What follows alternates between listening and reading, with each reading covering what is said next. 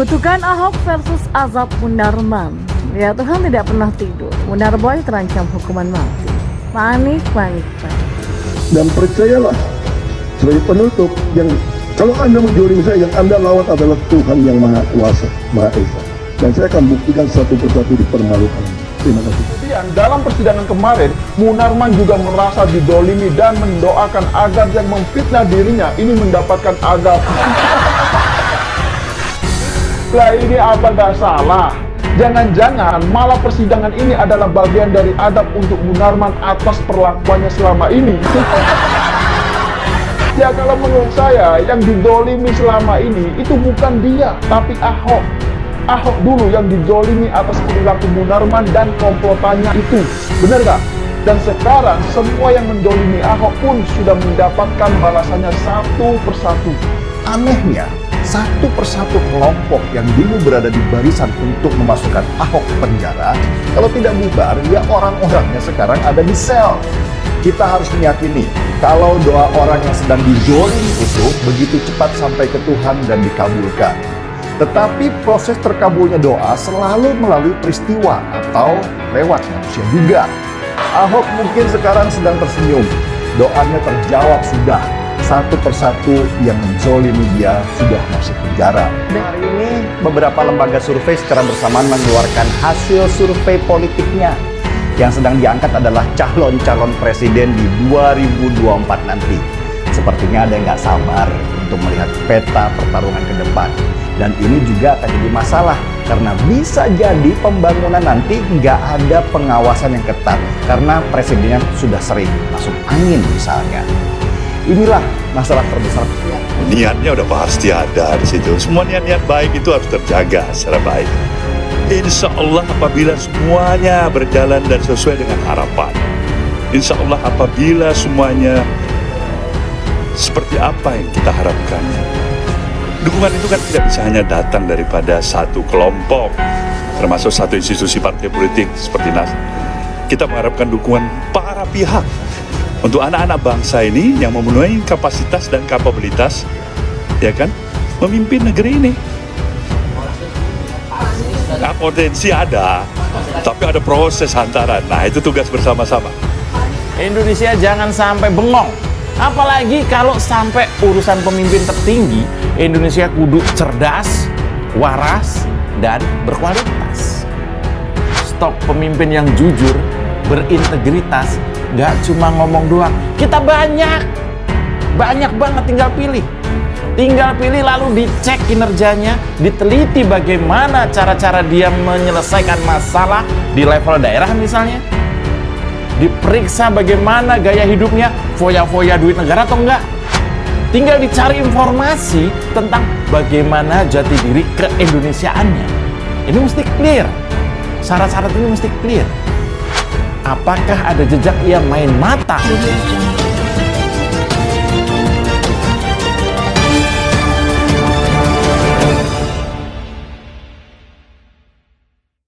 Banyak orang percaya bahwa kutukan Ahok setelah vonis hakim dijatuhkan padanya. Belakangan benar-benar ketika hakim mengetuk palu mengesahkan hukuman Ahok penjara 2 tahun, Gubernur DKI itu dengan lantang berkata, "Percayalah sebagai penutup, kalau Anda menzalimi saya, yang Anda lawan adalah Tuhan yang Maha Kuasa, Maha Esa. Saya akan buktikan satu persatu dipermalukan."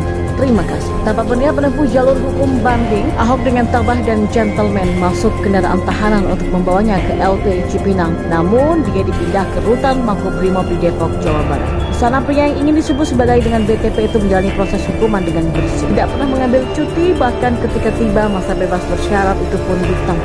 Dia ingin bebas murni. Dan tepatnya pada Kamis 24 Januari 2019, masa bebas itu pun tiba. Ahok benar-benar memulai hidup barunya, bahkan membangun lagi rumah tangga baru.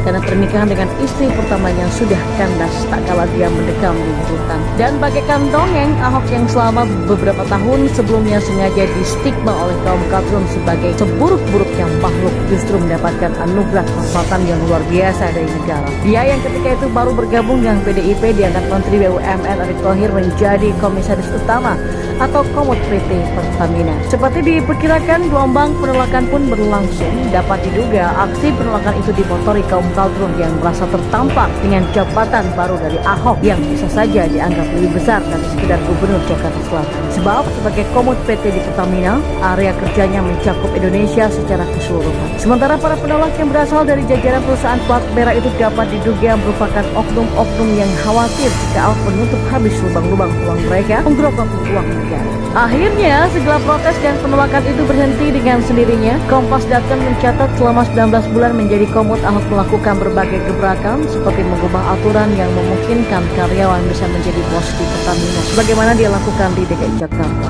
Ahok juga membuat perusahaan besar ini dikelola secara transparan. Dan yang pasti membuat banyak pihak beradak adalah soal kecaman Ahok atas hutang perusahaan dan gas petinggi Pertamina. Dan yang paling mengesankan adalah ketika dia menghapus fasilitas kartu kredit tinggi Pertamina. Nah, semenjak Ahok menjadi komut, banyak berita yang baik dan membanggakan dari Pertamina seperti meraih laba yang jumlahnya signifikan. Memang hal itu semua bukan semata hasil kerja Ahok, tapi kita tidak bisa menafikan peran Ahok atas segala pencapaian yang positif itu kan. Di sela-sela posisinya yang bergengsi tersebut, Ahok pun kerap menjadi sorotan ketika terjadi sesuatu terhadap oknum-oknum yang dulu memusuhi dan membencinya. Memang dalam 2 tahun terakhir ada beberapa orang pembenci Ahok yang meninggal dunia karena sakit, dan netizen pun riuh bahwa mereka itu terkena kutukan Ahok. Yang terbaru adalah Haji Lulung yang meninggal karena sejak lama sudah menderita sakit jantung. Semua orang tahu bagaimana perseteruan antara Lulung dan Ahok yang begitu sengit di masa Ahok menjadi Gubernur DKI. Bahkan Haji Lulung disebut-sebut pernah bersumpah akan menjebloskan Ahok ke penjara. Maka ketika Lulung meninggal, netizen lagi-lagi heboh dan mengutip kembali kutukan Ahok tersebut. Dan yang terbaru, baru saja ada berita bahwa mantan Ketua BPK Hari Azhar Aziz meninggal dunia akibat penyakit ginjal yang dideritanya sejak lama. Dan kita tentu masih ingat bagaimana dulu almarhum sangat gencar menuding Ahok korupsi dalam kasus rumah sakit Sumber Waras. Wah, kalau memang benar bahwa kutukan Ahok yang berzolim itu adalah penyebab lawan meninggal atau sebagian itu menghadapi kasus-kasus hukum yang berat dan memalukan, berarti yang lain masih menunggu giliran dong. Munarman adalah salah satu oknum yang dulu aktif dan gigih menghimpun dan mengelola para pembenci Ahok yang tergabung dalam FPI. Dan kini Munarman terjerat kasus hukum yang berpotensi membawanya ke penjara dengan dalam waktu yang lama atau bahkan mungkin bisa seumur hidup. Maklum saja, mantan jubir dan panglima laskar FPI ini didakwa dalam kasus terorisme. Tapi Munarman membantah semua tudingan itu. Seperti dulu dia begitu kekeh membantah dan bersikukuh bahwa FPI tidak pernah memegang senjata tajam apalagi senjata api. FPI adalah pecinta damai. Dalam persidangan kasusnya di Pengadilan Negeri Jakarta Timur, Munarman yang terdengar seperti menahan isak tangis membacakan pledoi yang bunyinya lain seperti ini. Alhamdulillah, proses sidang ini akhirnya bisa terlaksana. Setelah menunggu 8 bulan sejak saya dizalimi melalui penangkapan yang sewenang-wenang dengan tuduhan yang direkayasa lewat cash ruling yang dikait-kaitkan dengan peristiwa pidana lain yang tidak ada hubungan kualitas hidup saya. Semoga semua yang telah memfitnah saya lewat berbagai rekayasa yang sistematis tersebut mendapatkan azab dari Allah. Nah, pledoi yang dibacakan oleh Munarman dengan nada mengharukan ini mendapatkan cibiran dari berbagai kalangan yang tidak simpatik padanya dan kelompok. Bahkan ada yang membandingkannya dengan kutukan Ahok yang dibacakan usai vonis pada 2017 silam. Kita ikuti saja proses persidangannya yang kalau memang terbukti maka Munarman akan mendapatkan hukuman berat, jauh lebih berat dari vonis Ahok pastinya. Hanya saja kita nggak perlu risau atau gelisah dengan azab Allah yang dia mohonkan menimpa siapapun yang dia sebut telah menzaliminya atas kasus. Kasus Munarman memang masuk di babak baru yang dituntut dengan pasal berlapis dan berdasarkan pendapatan beberapa pakar hukum, Munarman sangat berpeluang vonis penjara seumur hidup oleh hakim. Itu artinya Munarman akan menghabiskan masa hidupnya di balik jeruji besi. Dia menghabiskan hari-harinya di sana sebagai narapidana lain. Saya bukan ahli, tapi di kacamata orang awam, saya merasa hukuman penjara seumur hidup layak dia terima. Dia telah memprovokasi banyak orang untuk melakukan aksi terorisme. Dia mencetak teroris-teroris baru dan memperangkap ini. Selain itu, mantan dari Sekretaris Umum FPI itu juga dituduh telah berbayar kepada organisasi teroris ISIS. Terorisme adalah musuh kita. Terorisme adalah musuh agama. Terorisme telah merusak banyak hal. Terorisme juga telah merenggut begitu banyak nyawa orang yang tidak bersalah dengan alasan apapun itu, baik alasan ajaran dan tuntutan agama pertama yang kerap disampaikan oleh para teroris tersebut tetap tidak dapat dijadikan sebagai sebuah pembenaran. Oleh karena itulah saya sepakat jika seorang teroris dihukum seberat-beratnya, setidaknya dengan menjatuhkan hukuman maksimal akan memberikan efek jerah dan membuat calon-calon teroris lainnya berpikir beberapa kali untuk terlibat dalam sebuah aksi teror. Kita tunggu saja seorang Munarman. Kita tunggu saja akan seberat apa hakim menghukum seorang Munarman yang untuk lepas dari hukuman yang akan diterima oleh si Munarman. Semoga saja semuanya berjalan dengan lancar. Ya, Munarman yang bercita-cita ingin memusnahkan orang-orang kafir lewat aksi teror itu ternyata dapat juga mencucurkan air mata bahkan hingga terisak-isak. Dalam diri Munarman yang keras ternyata masih terdapat sisi lembutnya. Dan terlepas dari apakah tangis saat itu sebagai ekspresi kemarahan, kesedihan atau mungkin ketakutan karena sedang dihadapkan pada sebuah hukuman yang amat berat. Tetapi saya melihat Munarman sedang ketakutan. Dalam hatinya yang terdalam sebagai seorang yang ahli di bidang hukum, Munarman sadar betul konsekuensi apa yang akan dihadapinya atas perbuatannya. Munarman tahu betul jika dia sedang tidak baik, dia sedang berada di ujung maut yang cepat atau lambat dia ada di dalam.